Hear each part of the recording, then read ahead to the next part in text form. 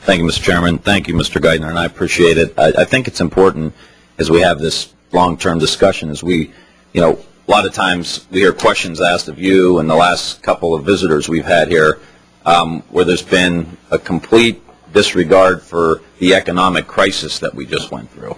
And I think this budget, as much as I don't like a lot of it, does make the kind of investments that we need to be competitive, that tax rates, as you stated earlier, are not the only indicator for growth. It's quality of workforce, it's infrastructure, it's all of these other things.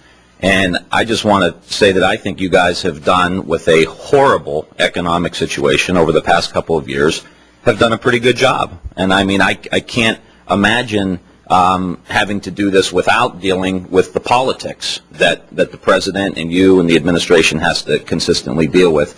And I think if we look back to the number of jobs that were being lost in January of the month the President got sworn in, if we look at the direction of the country and look what the stimulus bill has done, although it hasn't, I mean, I'm from Ohio. I mean, clearly unemployment hasn't gone down quick enough, but we have stabilized.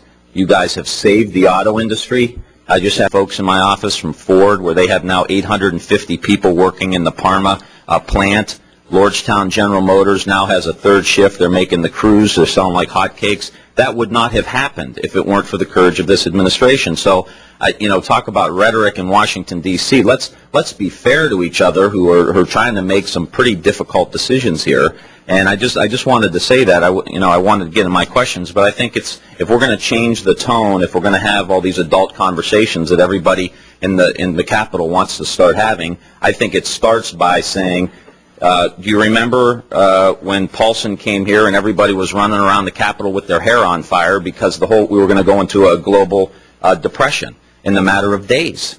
And if you contrast that with, I think, some very difficult and mature decisions that you guys have made, and I'm not here just to blow smoke, I'm here to say we've got to appreciate the difficult decisions that were made under President Bush, then President Obama, then the stimulus package, and all of these other things. And now to propose a budget as we start to turn the corner and move in another direction where you made these critical investments, continue to say this is a priority for our country, I think is very important. And I think you guys are showing some leadership in spite of what some of the critics are saying.